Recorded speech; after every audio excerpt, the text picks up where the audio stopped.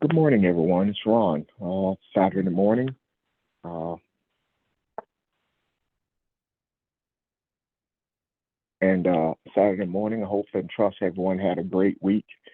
I am, I don't know, I'm a little excited today, not necessarily because of the lesson. It's just, uh, I guess the older I get, the more I kind of appreciate my days and my time and good health and that sort of thing. So I'm feeling good today, for no particular reason, just because it's a good day. So went for a brisk walk outside. It's a little chilly out, a little chill in the air, but it feels good out. So I hope your day is going well. I hope you had a good week. Uh, on last week, we ended Monday asking Pastor some questions. He and I had looked at something in Genesis from, we've been talking about chapter 12 through 14, 15 of Genesis. And we were looking at that. And he kind of did a recap last week for us and kind of tied all that, a lot of what we had been discussing together. And I wanted him to go into that again and maybe even do a recap of what we discussed, but I wanted him to do it with some added questions. But before we go there, as we always do, I want to see if you guys have questions or concerns. A lot is still going on in the world. The chaos over in Israel and some other domestic things that are happening here. But what questions or comments do you have? I have a question. Yes, ma'am. Good morning. Did you guys see the crow taking down the Israel flag? The crow? No, I did not. Yes, it was taken down. The Israel flag. And I looked up the word, what the word crow means, and let me get back to it.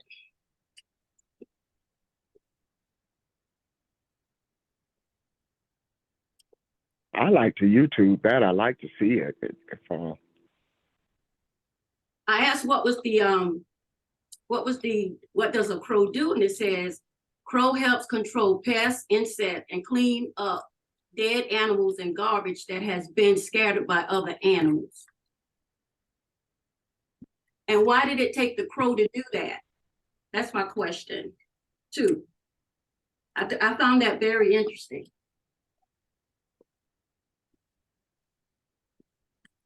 I too find it interesting. Does anyone have a thought on that? On her question?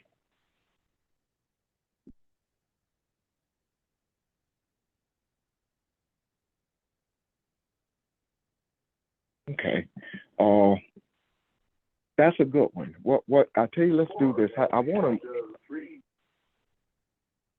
I'm sorry. No, I was going to ask where this occurred. Was it in the country of Israel? Was it in some other place? Where did it? The context in which that happened. It was on YouTube. It was showing on YouTube. The crow was taking it down. It said the crow and cat take down Israel occupational flag. So it was. And where was it? Was it in Israel? Was it in where was it? I didn't do any in-depth study on it. I just saw that and I'm like, wow. I know that there's a spiritual significance with that. But it is on YouTube. I just saw it on YouTube. Okay. And my question is, did that happen or was it doctored? I really didn't do much research on it. I just saw it this morning. And that's why I wanted the family.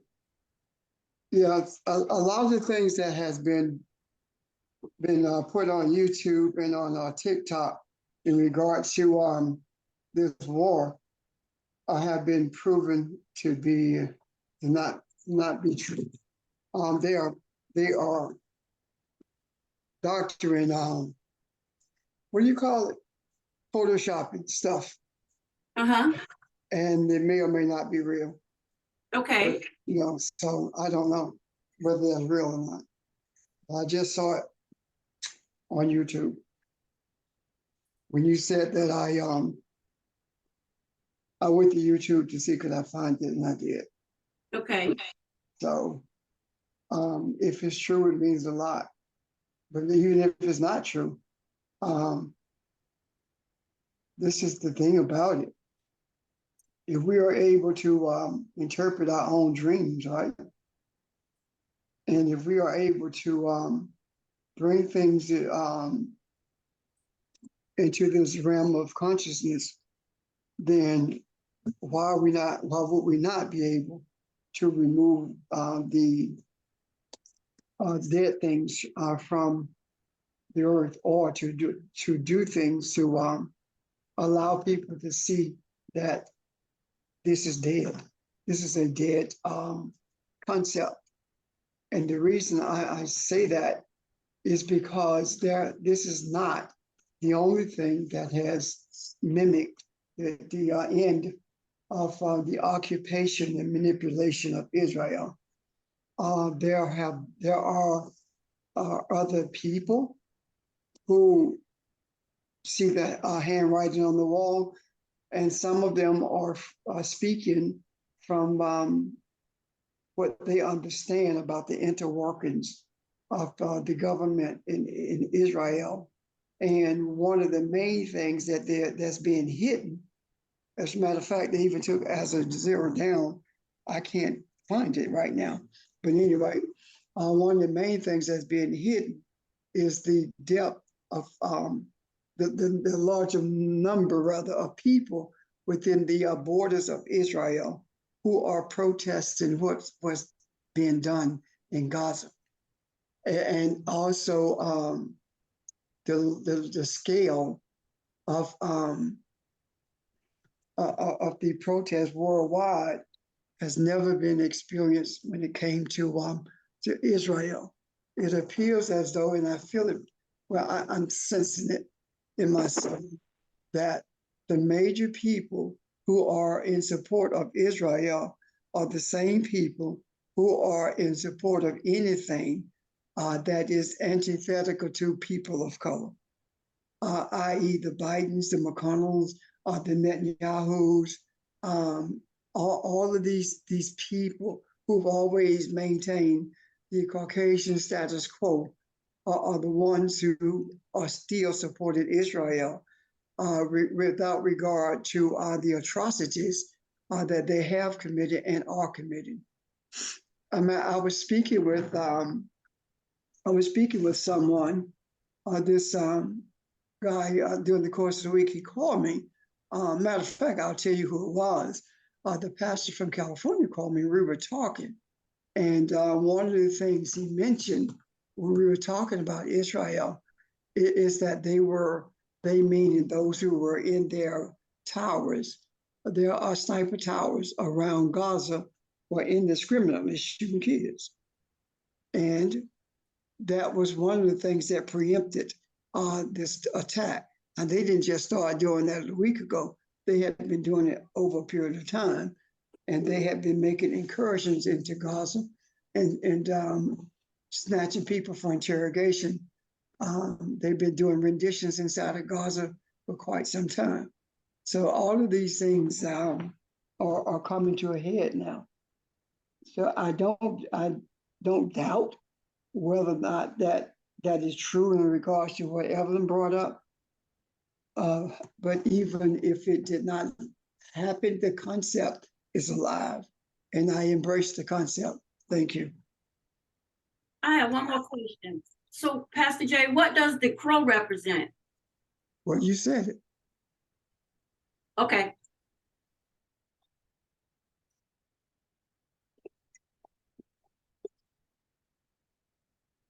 Well, can you shine a little more light on that, or just give me a little bit more as far as how it relates to Israel?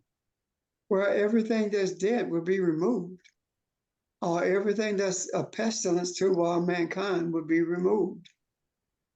And one of the things I do think is we don't lend enough credence to the way animals respond to things, especially birds.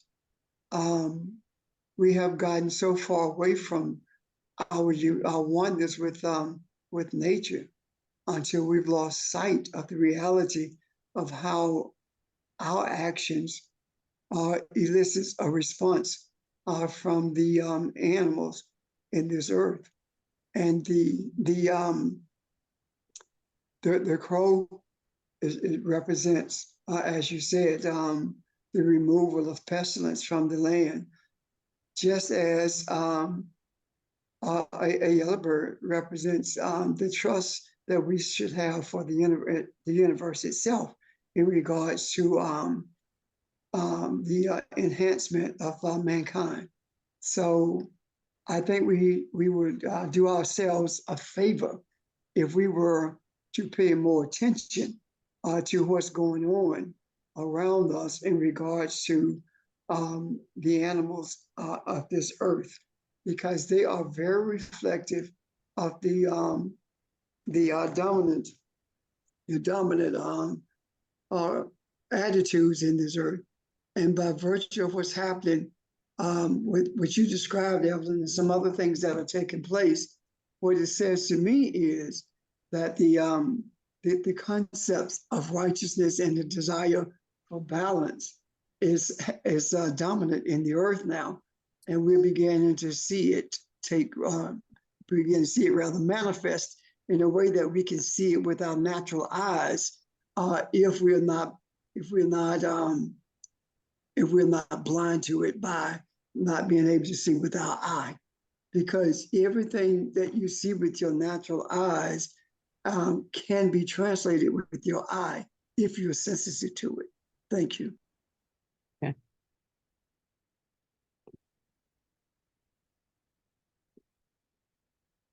All right, good question. Anyone else? Ron, I have one more thing to say. And then I'm not gonna say I'm done, because I know I'm not. But anyway, I be outside a lot, and Pastor was saying, made the statement that we should pay attention to nature and the animals, which is true. Because I'm outside a lot, and I feel that the birds are telling us that there's severe weather coming. And it's like, I just feel it that we're about to experience something, and that they're telling us, prepare, get prepared. So I can relate with what Pastor talking about, but I just got this feeling, and I'm looking at the birds a lot. Around this time, they put on a show, and flying in unison, which I love seeing them do that. But it just shows me how one they are, and how we need to be that way as well. I'm done. That is a great observation. I agree with you. Just a feel that I have that it's going to be a different season this year, and I don't mean that in a bad or good way. It's just going to be different. Something that we're going to have to prepare for, and I'm really looking forward to it. And no, I don't particularly like cold weather, but that's what winter is about. And so yeah, I'm just embracing the seasons as we see them, and you're exactly right. But that's a good observation. Anyone else?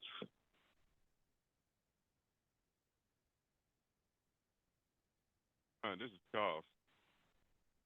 I know I missed a lot of classes, but I have a question, and it's going to be to you and Reb.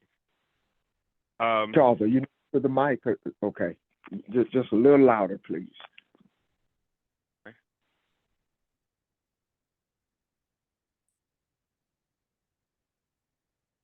You ready?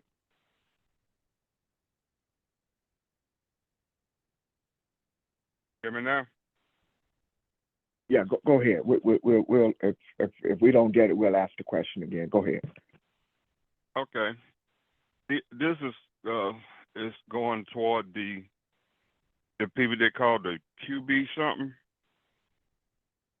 And if you got people out in the world want to kill them, tear them down, and do all sorts of things to them because of who they are and what they does. But all this time, these priests is doing the same thing to them. I mean, had did the same thing. They doing the same thing that they're doing, and not only that, they the one that turned probably some of them people just like that, and the whole world don't do anything to them, and they place them in different places. They keep doing the same thing, but why the world don't get mad at the priests of what they doing? Yeah.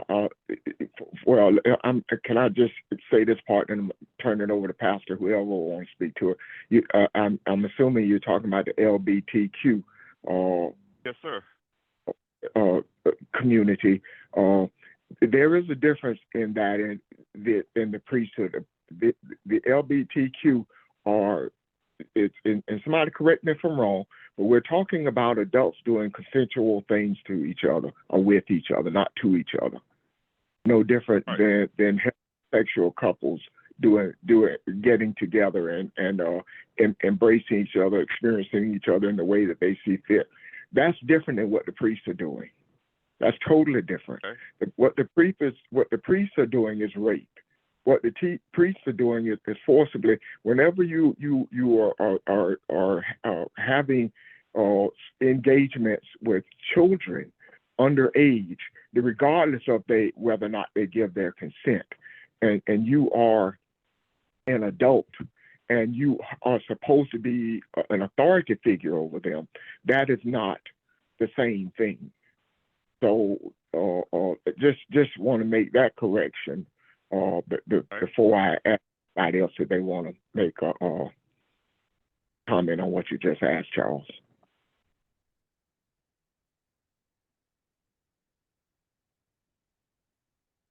Anybody else want to speak to that? Agree with you.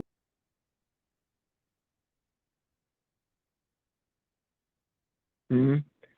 Was somebody saying something? I said I agree with you.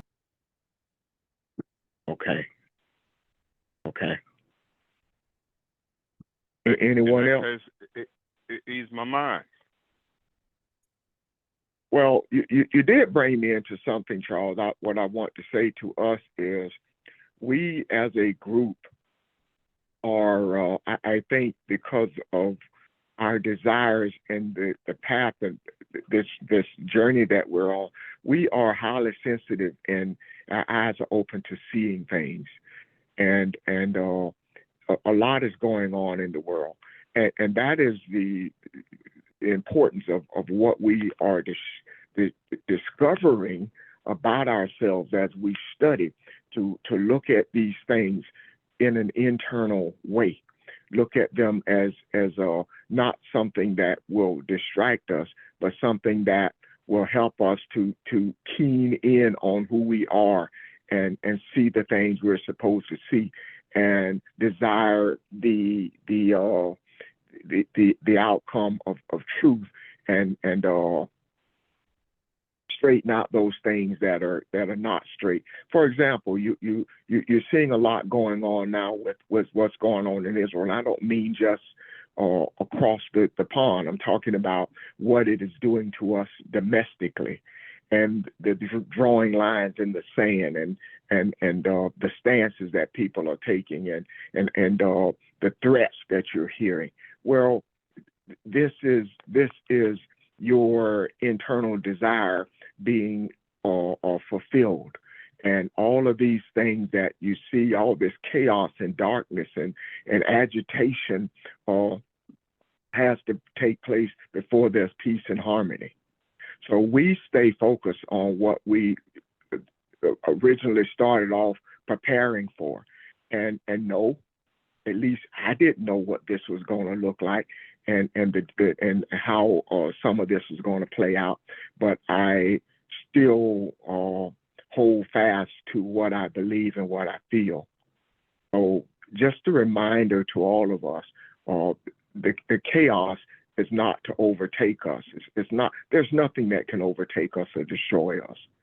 So there are things out there that are going to hurt you. There are going to be deaths and people wounded and whatnot, and ugliness that you see that is going to affect you. Of course it is. But stay the course. You are love. You are peace. And this is part of the journey that we're taking. Anybody, somebody help me here. Somebody else, what do you see Hey, in all Ron. this? Good, Yeah. good morning. This is Audrey. Elijah. Well, we know that when there is resistance to anything, it means something is happening that's either changing or something like that. So all of this is resistance.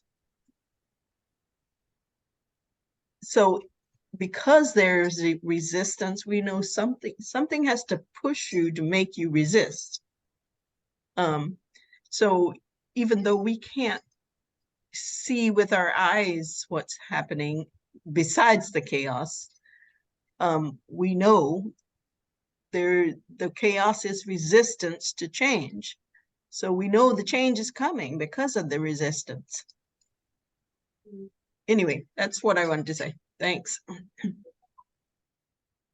Thank you. Thank you. That makes all the sense in the world. Thank you. Yeah.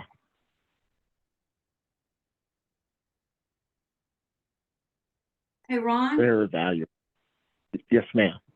this is Evelyn again. I'm glad you said earlier about how you are welcoming what we see in the universe, in the world. Mm-hmm. It kind of like, I needed to hear that from you, because sometimes when you look at things on the surface, it can be discouraging. And I think we need to be mindful of, we should welcome what we see, because it's to benefit mankind and nothing bad can happen to us. So I really needed that this morning. I appreciate it. Let me straighten it out a bit too. When I was talking about welcoming, I woke up the other morning and my back was bothering me so bad I could barely roll out of bed. And I rolled out and I stood on the side and I was holding on to the bed and I just did some stretching and I felt better. But you know, I soon took my mind away and I started feeling gratitude. And it just kind of came out of nowhere. And I stopped and I really took a look at that and like, wow, look at my life. Look at where I am. And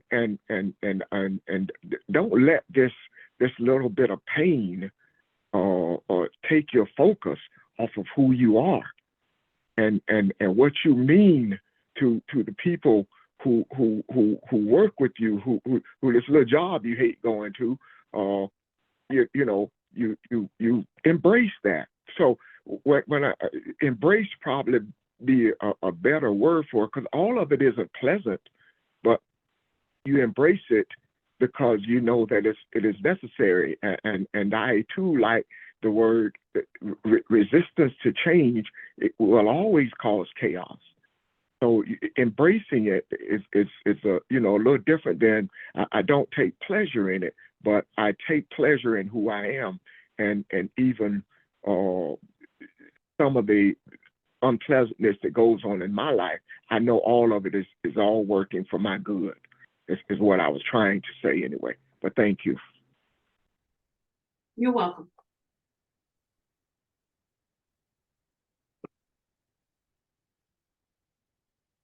Anyone else? There is another conversation, another part of this that Pastor and I were talking about the other day. It seems like we are constantly looking at counter moves. It seems like whatever happens, someone stays up and works overtime to figure out how to come up with a different way of bondage or control, and you have to wonder, as our eye is open and we understand these are not human kind of things. These are spiritual things that happen for a reason. And what is the reason that they happen? They happen for us. As Audrey just said, they're part of that resistance. It's spiritual. And as long as the African sits still and doesn't do anything, these things will continue to happen. But the agitation is caused because there is an opposite energy that is combating that now. So it's almost like this energy or this resistance is the positive side, if you will, that you're moving in the right direction. So anyway, hope that makes sense. It does. And this is Evelyn again, family. Anyway, I was listening to Bob, and he's a speaker, and he was saying that there's a group of people that is coming, and this was in like 1996 or something like that. He said that there were a group of people who was coming, and they were going to make a change. And I'm like, is he talking about us? It just made me wonder, because we are making a change. Who said that now? Bobby Hemmett. Okay. He's a motivational speaker, and he talks about consciousness and everything. I've heard George, Robert George, mention his name before, and I started listening to him, and he said there was a group of people coming who is going to be making a change. And I'm like, so was he talking about us? Or maybe he didn't know who he was talking about.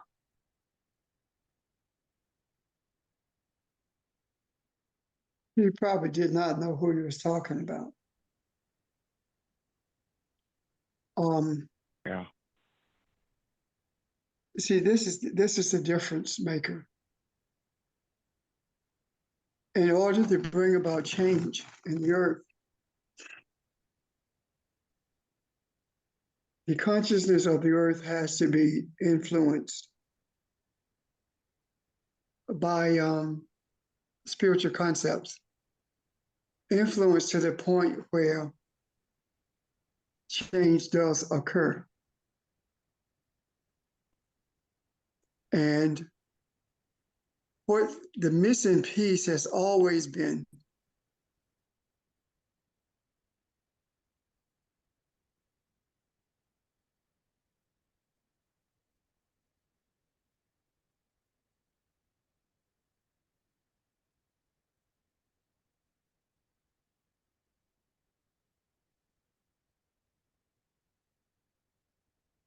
Pastor, are you still talking? yes. What's the last thing you heard? Was mine the only one that cut out? No, he cut out. You were saying the missing piece has always been. Spirituality. The missing piece has always been spirituality. When we look at the way we sought change, we sought it through politics and religion. When we remove the religion and deal with the spirituality, then what we begin to see is an influence of spirituality on the politics.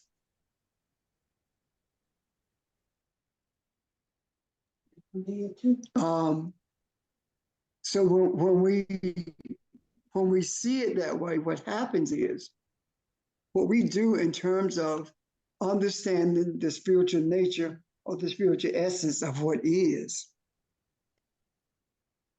What we begin to see then is a shift in what are the politics of the earth.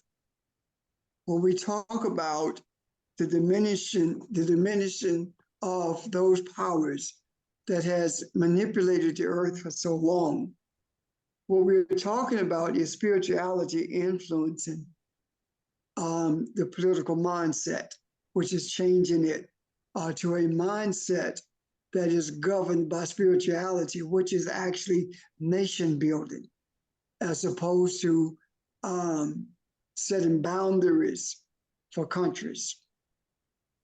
What does a spiritual country look like? The spiritual country that exists right now is a country that is ruled by what appears to be several countries. And those countries that appear to be ruling right now are primarily Germany, France, England, America, European countries and countries of European descent. In the spiritual realm, they are all one country of European thought that is governed by religion. Now what we're beginning to see is that within the confines of those spiritual borders of these countries, of this country rather, we're beginning to see a breakdown in the authority that has been exerted over people to keep them in fear and to give them a sense of eternal vulnerability, meaning that there is no way out. That has shifted now. And the reason it has shifted is because the understandings of spiritual concepts has brought into existence a spiritual nation, as above, so is below. And that spiritual nation that is being observed with our eyes, that has been brought into existence because of our eye, that spiritual nation is inclusive of everyone on the face of the earth. It does not set exclusive boundaries as did the country rather, that set boundaries for everyone except themselves. Because when you really think about it, the ones who are controlling the country do not have any boundaries whatsoever. They do anything they choose to do, and there are no repercussions for what they do. They have no accountability to anyone, not even to themselves. However, the accountability that's being established now is that which is beneficial to all entities on this earth. And we begin to see the joy in the earth from the establishment of a spiritual nation. We begin to see that joy in the response of the earth and its inhabitants, inclusive of the animals in the earth, which is embracing this reality of spiritual change. And does this mean that we don't participate in a system that we have for so long seen as the problem? It does not mean that at all. It means that we do participate in a system, but this system that we are participating in is no longer reflective of the system that has kept the whole earth in bondage. What's happening is when the nation begins to appear, what we began to see is what we call the change of the hearts and minds of men. What we are seeing is a reclamation, a reclaiming of the righteousness that was intended from the beginning for mankind. And the reason that we had this unrighteousness prevailing is because those who recognize the image in which they were created are the ones who were slated to bring about this change through by way of creating a spiritual mindset within the atmosphere, within the macro of this earth, for the express purpose of bringing into existence a mindset with which we were created from the beginning. So now, as above, so is below. Does that make sense? Yes.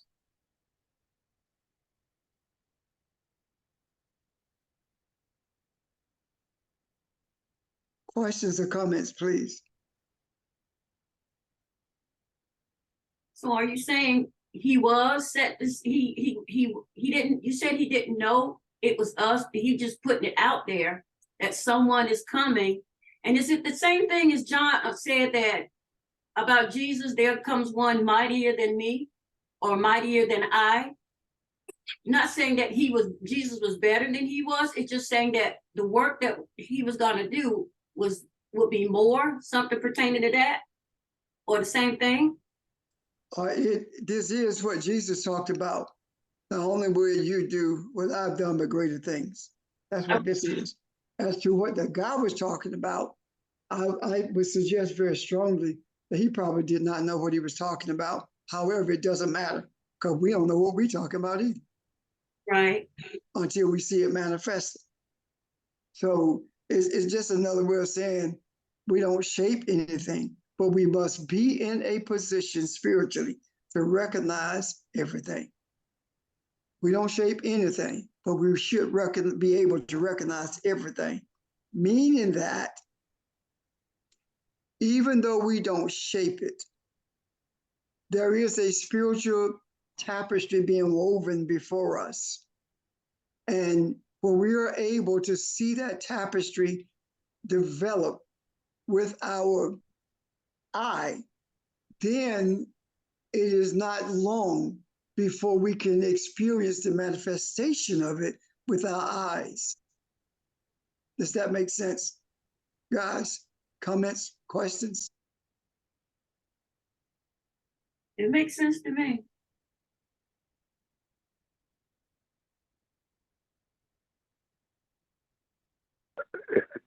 This Ron, and this is, I think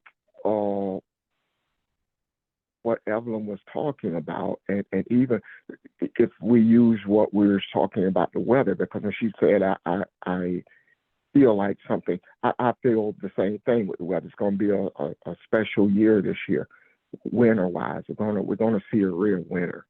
What am I saying? I'm saying it. What that guy felt, and I can't speak for him, of course, may be that same thing, that intuition, which may be a part of that experience that you're talking about, Pastor.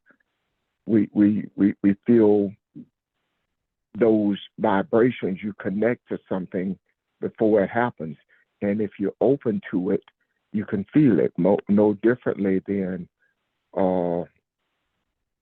someone saying, I have a bad feeling about this, or there's something you've picked up on because you're open to receive whatever vibrations or energy flows come your way. So I guess all I'm just trying to say is it kind of shows that there are other people out there as well that may not always know that they know something. You feel it without knowing it. That too is possible. But I think we do that all the time. You feel it without knowing it. It's like I called Pastor this morning and I said, there's something here in this verse in Genesis that is there and is speaking to me, but I can't see it. I don't know what it is. And I read it to him and he started talking about it. So you experience it, but you don't always know what it is. I think that's partly who we are as well, or where we are. And if we That's a have lot of, yeah, I'm sorry, go ahead. I just wanted to agree with you, Ron, because if we have a spiritual mindset, then we're able to discern certain things. We aren't always able to say exactly what it is, but we are able to discern certain things. And then we just wait to see what manifests. Yeah, exactly. You're kind of in a stay tuned moment.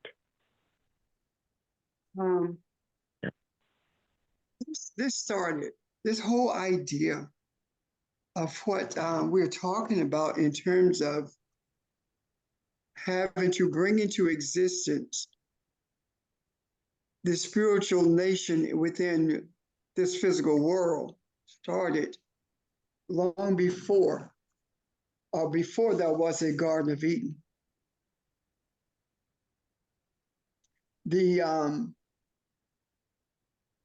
The origin of it, I do believe, came when the scripture says that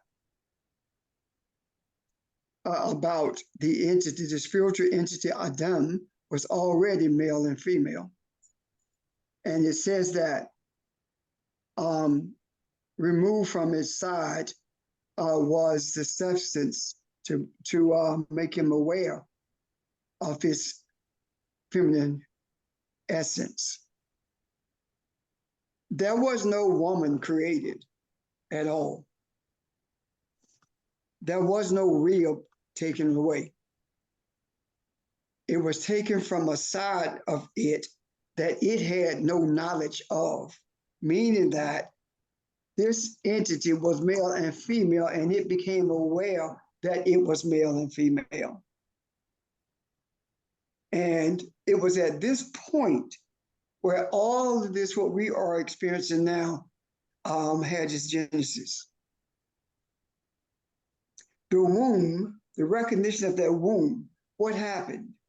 The moment that that recognition took place, the foundation was set for the actions that took place in what we call the garden, that the foundation was laid for it. Because after that was made known, for this cause shall Ish leave a womb and cling to Isha. In other words, the earthly mindset has the right to birth whatever it chooses to birth.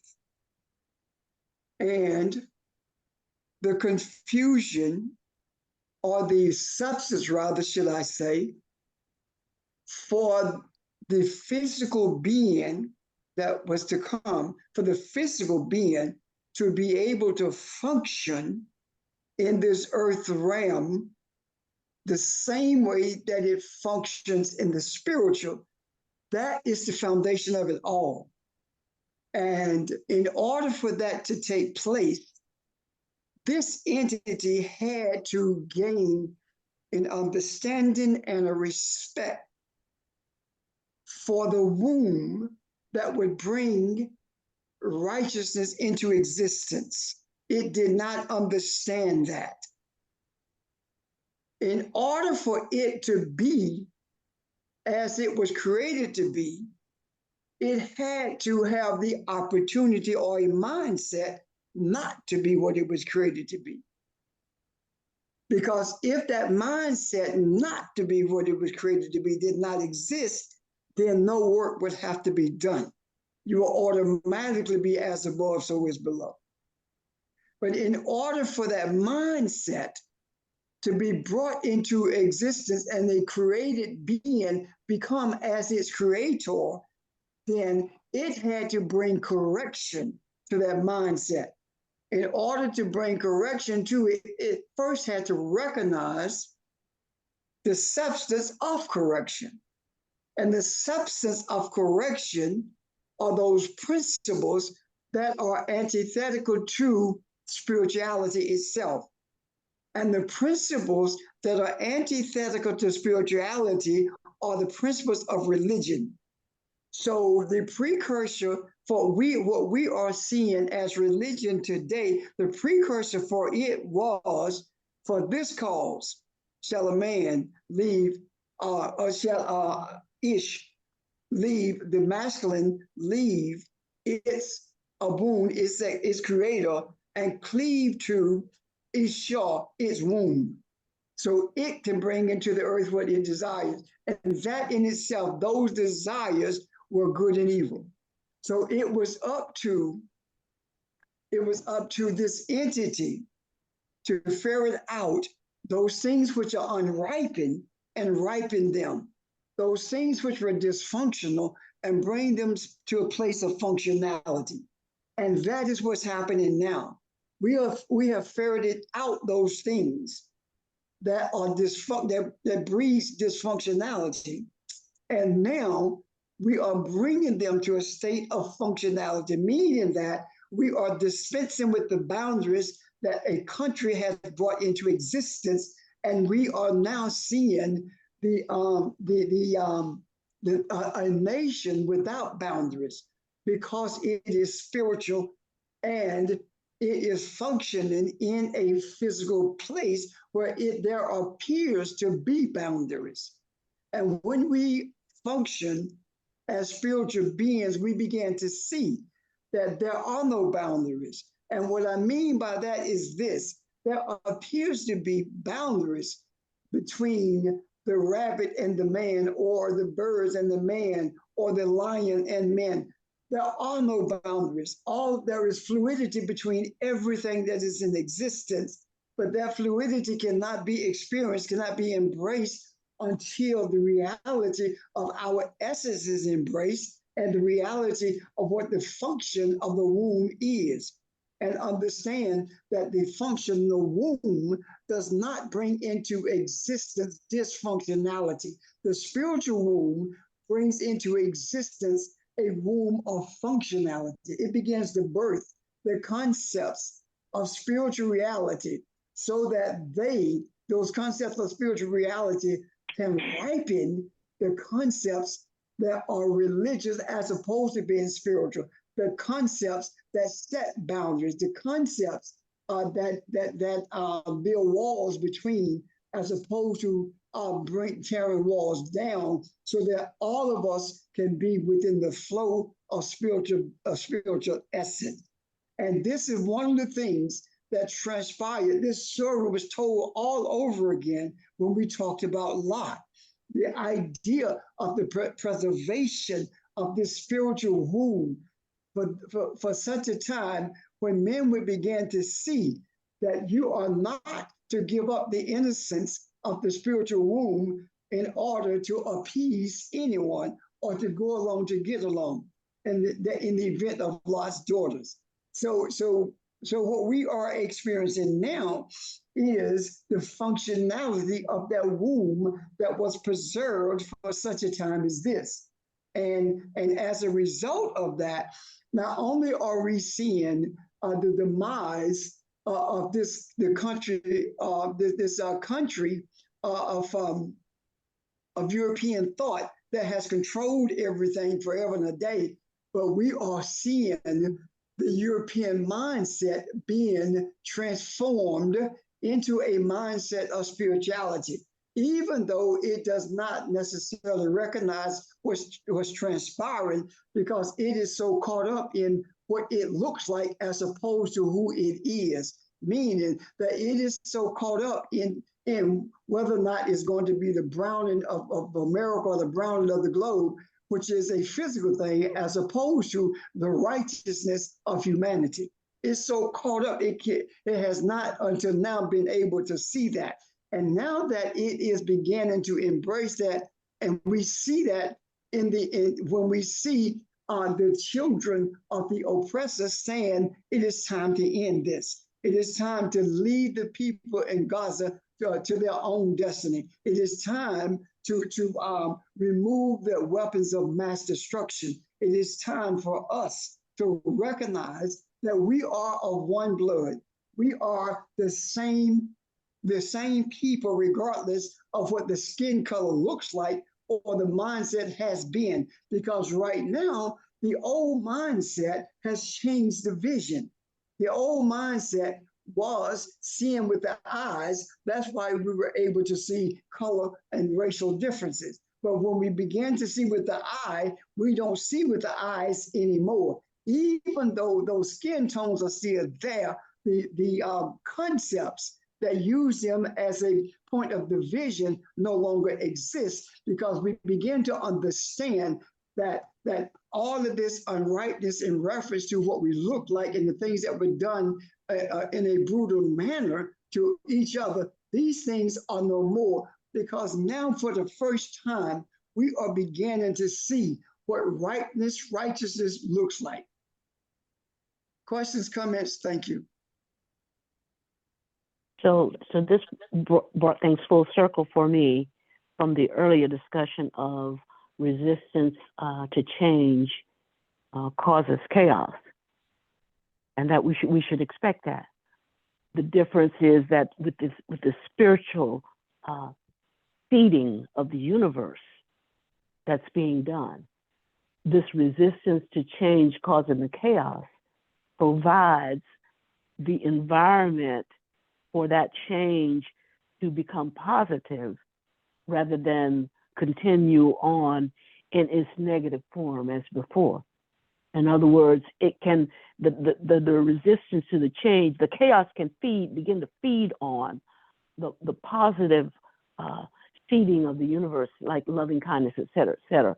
And that begins to be what it uses as food to usher in that change of seeing that we are all one, seeing that there's no difference in skin color, et cetera, et cetera. Is that a way of saying what you said? Absolutely. The other thing I wanted to add is that I don't know if any of you saw what's happening in Australia with the indigenous people, that they just voted down by 60%, I guess, a referendum to include the indigenous people in the constitution of the country. They voted that down. Now, these people have been there 60,000 plus years. They are a spiritual nation, in a sense, being oppressed by a religious country, in a sense, if you look at it that way. But I see that as really positive, because the positive I see is that not only should they not expect to just be an advisory council, because that's what the referendum was about, an advisory council to the leading authorities. I believe they should be an integral part of that constitution. And so I want to just see the universe with that reminder, because some of them are losing hope and saying, okay, it's going to be 2 generations before we have this discussion again. It will not be 2 generations before they have the discussion again. And not only will it not be 2 generations before they have the discussion, when they do it again, it will not be as an advisory council, but it will be as legitimate members of the Australian people. Mm-hmm. That's what this chaos is doing. It's uprooting all of the stuff. And where people see limitations, I see unlimited potential for people to be on right standing. It's what you said about rightness. The universe knows what's right and what's unright. Well, right now, rightness is all mankind being one. And so just because this stood out as a negative, I see it as a great potential, not only for what's happening in Ukraine, in Israel, in Australia, in Africa, everywhere. there is this great opportunity to get it right, in spite of the perceived chaos. The perceived chaos is there so that the change becomes a spiritual change and not just the perceived physical chaos. Thank you. Well, you can see it's on the way because of the resistance. People are thinking, no, we can't do this because of whatever, whatever, whatever. So they are resisting. But the change is on the way because we can see it through their resistance. The difference is they see it still as resistance. We see it as done from the spiritual aspect. Right.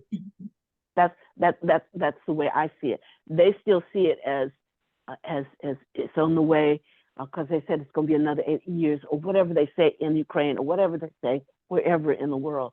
But we see it as done now through the physical eye. I'm sorry, with the spiritual eye.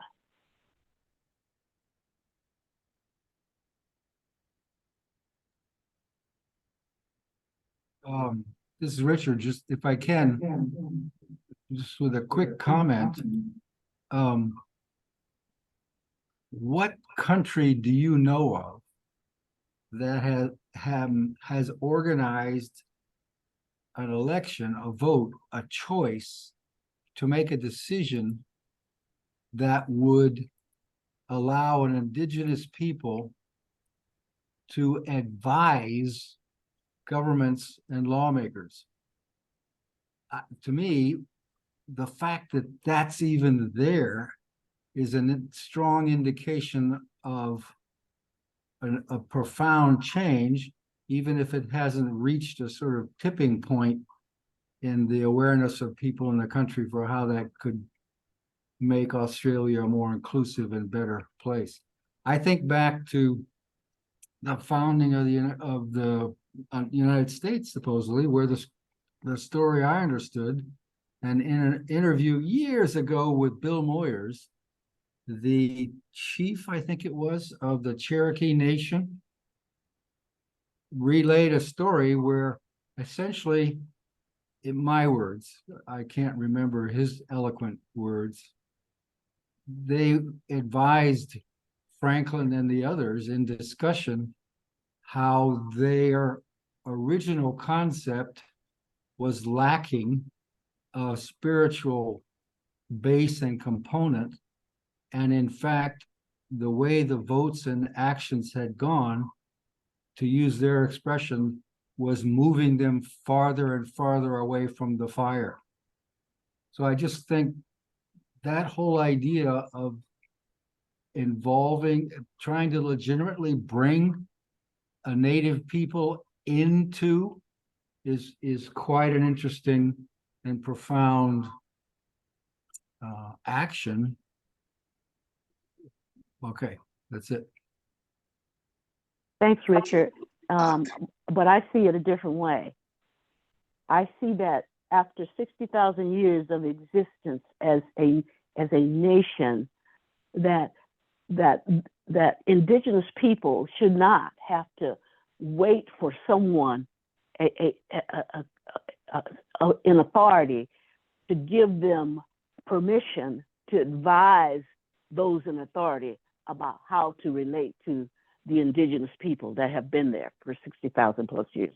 I would say that that's been unripe for so long that we need to see all the chaos that we're seeing now because of the resistance to this change. We need to see this, and we need to make sure that the universe is seated so that after all of this conflict and this chaos, that we come to the other side of this, is that you're not going to just set a council for someone. They are going to be an intricate part of the nation, as they are already, but people just don't see it or acknowledge it. So I don't think that's a good any good progress to me. To me, it's almost a slap in the face to say, I'm going to appoint you guys to tell us, to advise us on what to do, rather than giving people the full authority as an individual part of that country to do this anyway. I don't know how to say that any differently. I just disagree with the way you say it. Thanks. That's fine. I don't remember exactly how I said it, but I don't think I used the term good. I said significant. For me, it's a significant or important indication, maybe, of what's a changing, I guess the word would be attitude of the people in Australia, but it hasn't yet reached a point. It's not a question of whether they're long overdue any more than the situation in Palestine. The question is, what direction are things moving? And is there a sense that it's being, I guess, pushed, pulled from something that has a spiritual base to it?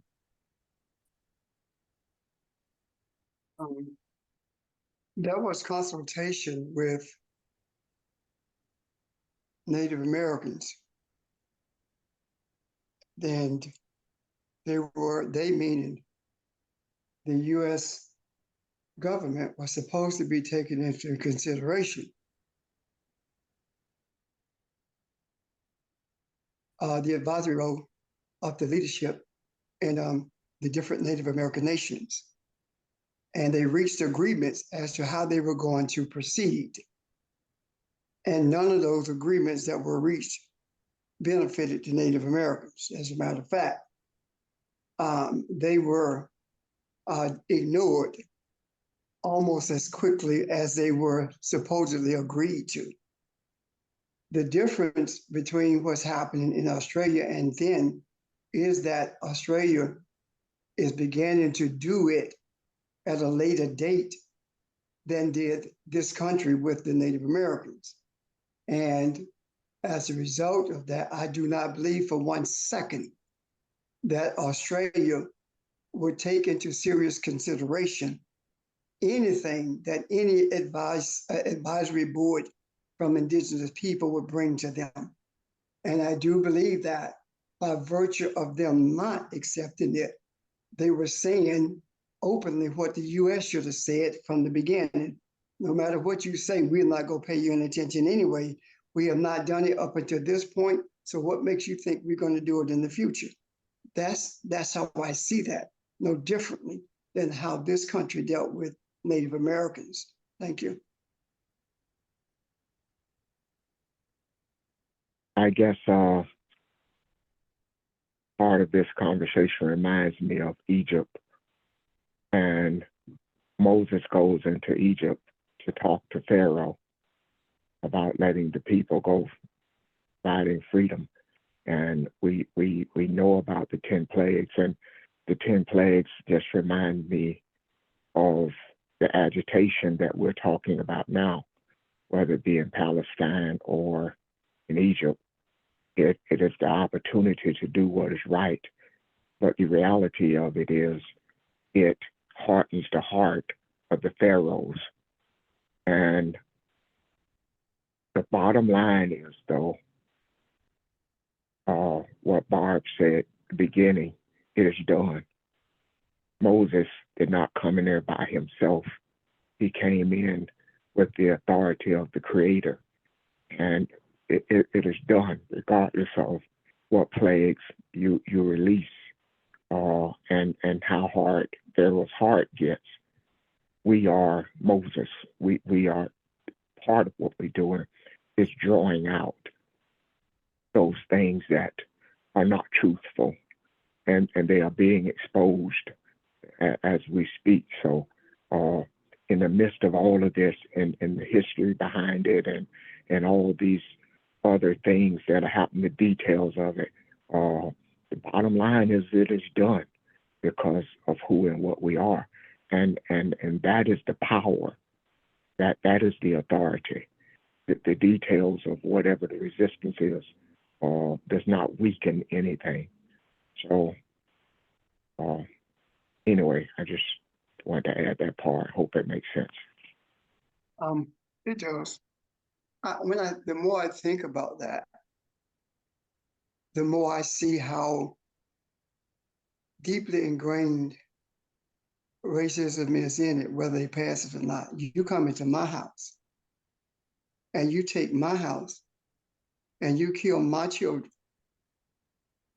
And then you're going to tell me, well, I might let you advise me how to run your house.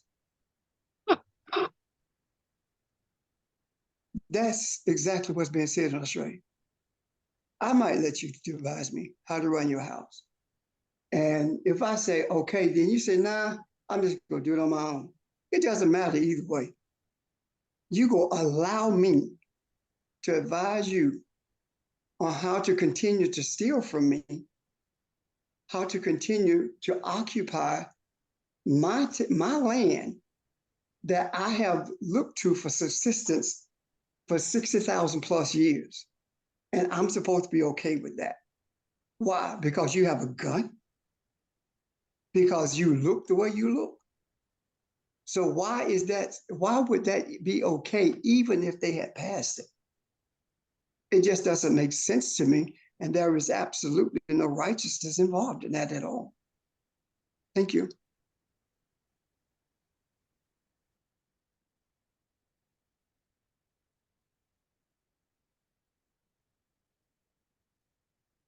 Thank you. Questions or comments, y'all, on anything we've talked about or any new topic for that matter? Let me ask you, does that make sense? The house thing. Oh, yeah. The example. Yeah. Great example. Kind of put it all together, hit home.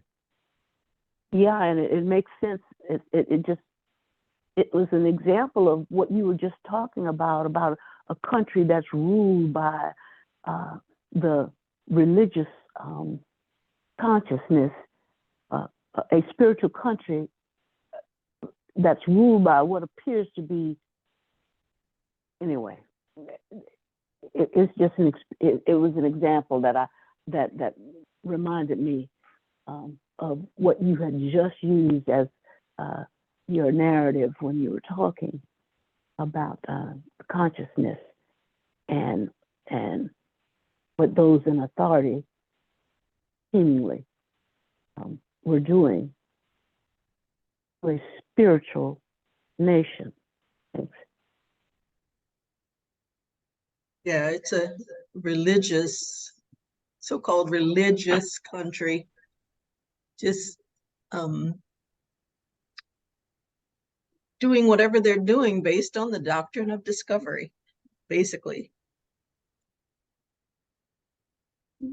Yeah. You're right. Yeah. Morning, everyone. Ron, you mentioned earlier a word that deeply resonated with me. You spoke of your intuition, and I think that with regards to our self-consciousness in terms of just the physical that we see with our eyes, being able to have discernment to deal with that intuitive consciousness is so important, because there's the outer world and the inner world. And I believe that what we are bearing witness to in terms of the physical evolution, of what's manifesting, but to be able to look into the spiritual evolution with regards to our spirit. And I think, Pastor, as you mentioned early, we talk about so above and so below. But I think that when we're able to appreciate, as Ron talked about Genesis, and being able to go back and appreciate nature being our teacher, our first teacher, and how we were able to, receive from the galactic energy from the superclusters, clusters, galaxies, stars, planets, but how how it's related to earth consciousness and earth form. So I believe that, again, we're living in a time that, we need to, again, collective consciousness appreciate that there's self-conscious that we have in terms of what we may know, but I think going even deeper into that intuitive consciousness is important, because senses can have us to see and hear and observe, etc. But there's something even much more deeper that goes back to the beginning.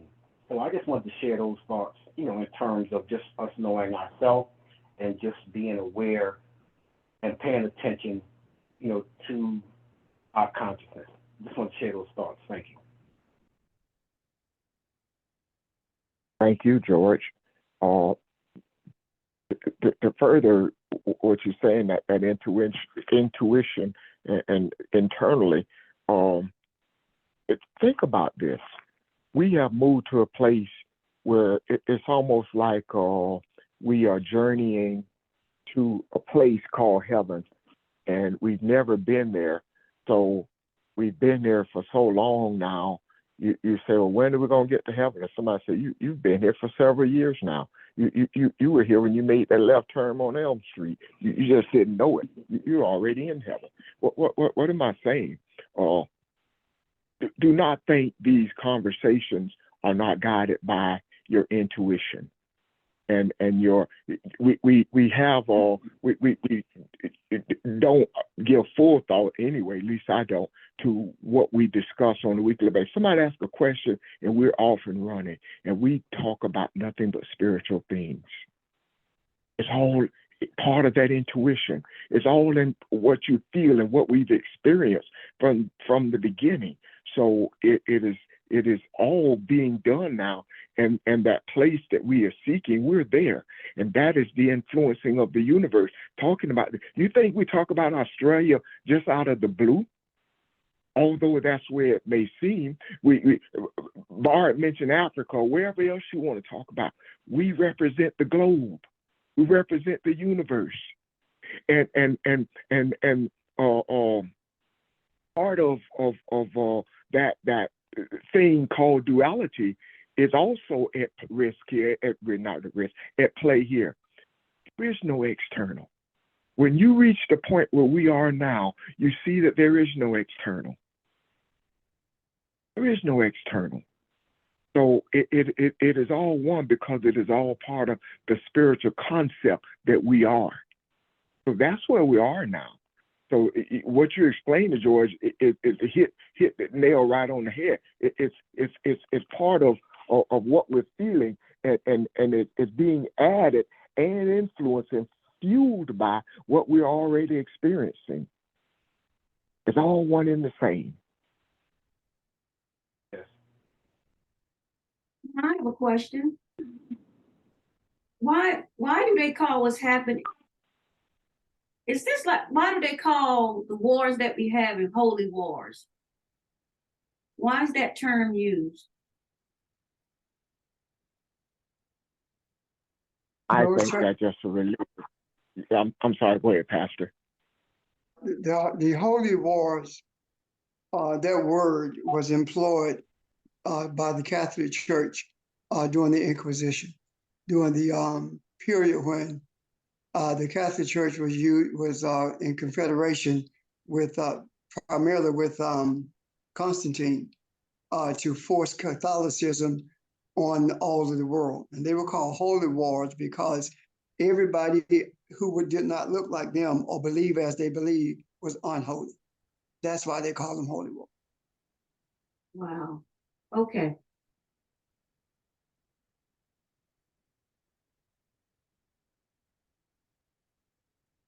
Good question. Anyone else? Any other questions? I got one question.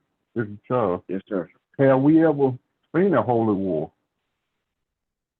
or heard of a holy war? We're not engaged in a holy war.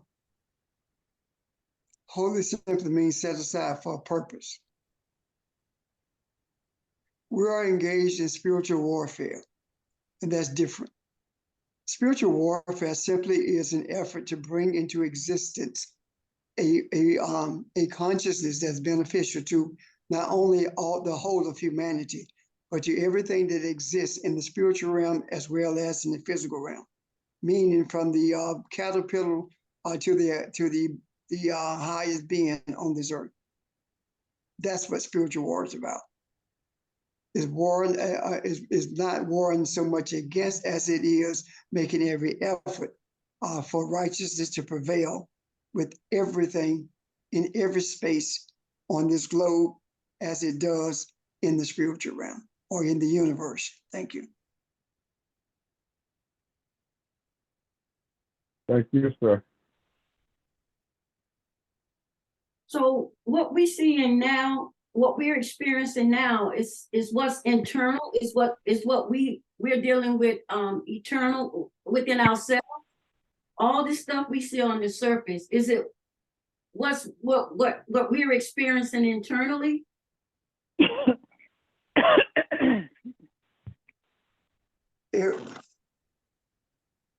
Well, see, first of all, we're not experiencing anything internal. If we really think about internal, when we talk about internal, we talk about inside of us. But that is an earthly way of describing a spiritual truth. The spiritual truth of the matter is this: your body, your physical body, is in you. You are not in it.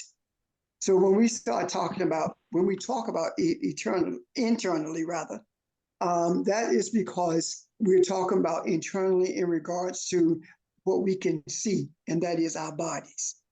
And that is one of the things that I would say Jesus may be referencing when he said that how can I explain heavenly things to you when you don't understand earthly things? Meaning that you look at your earthly body and you think everything is internal to your body, when in reality your body is internal to you spiritually. Does that make sense? It does, but I was thinking about my mental status, the way I'm feeling, my mental, yeah. Your mental status is you. It's not everything about you is spiritual, whether you like it or not. The manifestations of it are physical, but everything is spiritual. So when we talk about internal, external, everything is one. We have divided it in our minds. We have divided it by the way we have been taught to think. But if we look at it through the eye of the soul, everything is one.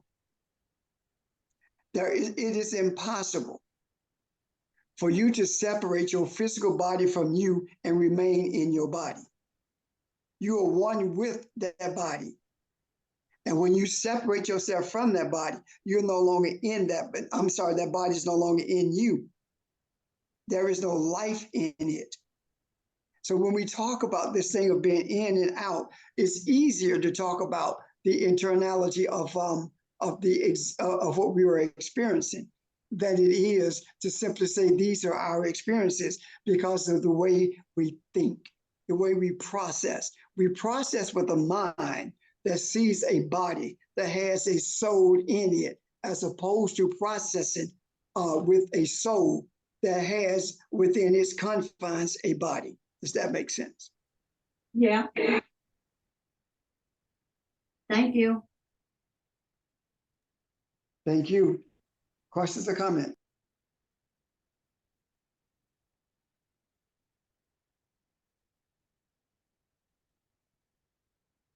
Okay. Good discussion, y'all. This may be a good place to kind of pause for the day. One last time, question or comments, and any clarity needed before we end? Hey, Ron, I got one more question. I haven't Yes, been sir. on in a while. What was said about the Speaker of the House and the Republicans trying to put someone in there that they control, and Pelosi had told them who would be better for the job, and they're just looking over it. Give me understanding of that.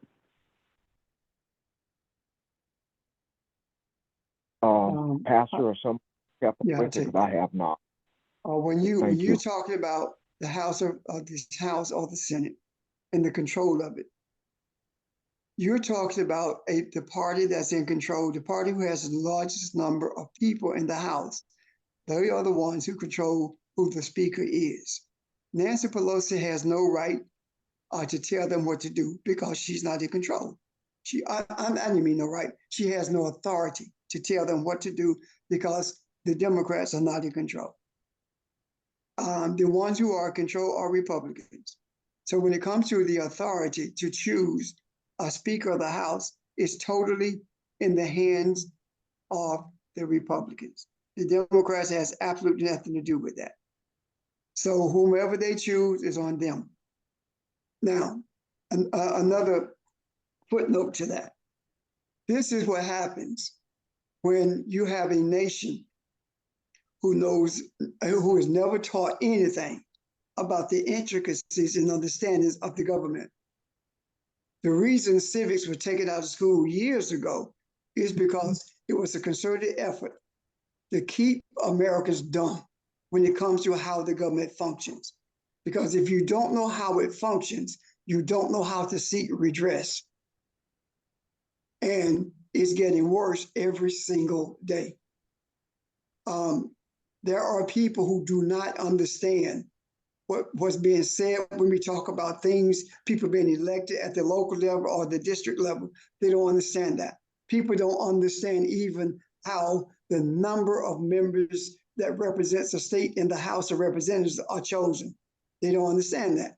They don't understand the difference between an off-year election and a federal, a national election. They don't understand that. And that is by design. So it not only you, Charles, but if anyone has any questions about how this government functions or any questions about what you do not understand about this government, then raise the question, because it's someone on this line who is always able to give an understanding of the functionality, of the organizational structure of the government and how it functions within those structures. Thank you. Thank you, sir, because I didn't understand what was going on and why it was going on the way it's going. Thank you for the question.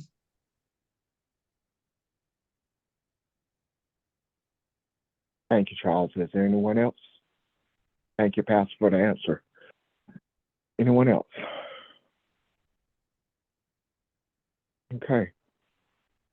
Well, I tell you what, if you have any questions or comments, write them down or send a text, and we'll begin with that tomorrow, okay? I'll see you guys tomorrow at 11 a.m. I hope you have a great Saturday, and thanks again. All your questions and comments, thank you. Have a great day. Thank you. Thank you. Thank you, everyone. Great day. Bye-bye. Family.